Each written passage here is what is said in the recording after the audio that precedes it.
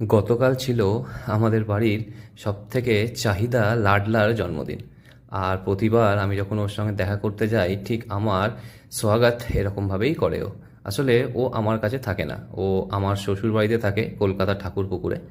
বিশেষ কারণের জন্য আমি ওর কাছে আমি ওকে রাখতে পারি না, তাই আমার শ্বশুর শাশুড়ির কাছেই ও থাকে।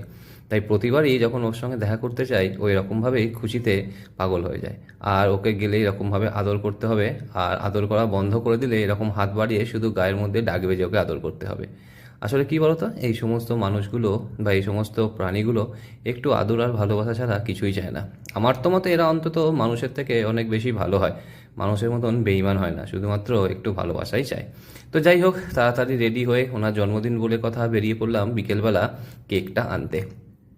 তো কেকটা আনতে হবে, কেকটা অর্ডার দেওয়া ছিল।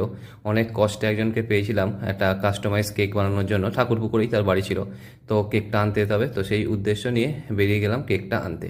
তো কেকটা যখন নিয়ে ফিরছিলাম একটু সন্ধে হয়ে গেছিলো, তো হঠাৎ চোখে পড়লো প্যান্ডেল শুরু হয়েছে। সেই আবার নস্টালজিয়ায় ফিরে গেলাম। পুজো পুজো ভাব, চারিদিকে রাস্তায় প্যান্ডেল হচ্ছে। আসলে এই পুজো পুজো আসছে এই ঘটনাটাই ভালো লাগে। হঠাৎ এলেই 6-7 দিন যে কিভাবে নিমিষে শেষ হয়ে যায় কিছুই বোঝা যায় না।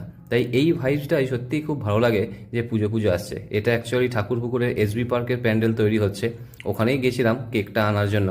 তো দেখে খুব ভালো লাগলো, মনে পড়লো আর কিছুদিন বাকি পুজো আসতে চলেছে। তো ঘরে এসেই দেখি আমার তৈরি সেই টি শার্টটা উনি পরে ঘুরছে।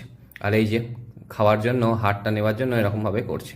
হারটাও চাই আর কি, কি আর করা যাবে। আর এই যে ওনার সেই বিখ্যাত কেক যেটা আমরা কাস্টমাইজ করার জন্য একজনকে দিয়েছিলাম, খুব ভালো কেকটা বানিয়েছে, অসাধারণ বানিয়েছে, খেয়েও দেখেছিলাম খুব সুন্দর।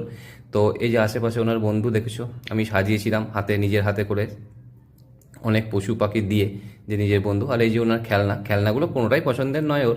আর আলটিমেটলি সেই ফাইনাল ডে একটু কেক কাটতে ভয় পায় ঠিকই, তো আসলে আগুন জ্বলে তো, আর হাতে ছুরি থাকে, তাই একটু ভয় পায়। এরকম জোর করেই ওকে দিয়ে কাটানো হয়, কিন্তু তাও একটা আনন্দ। এবছর 2 বছর হলো ওনার।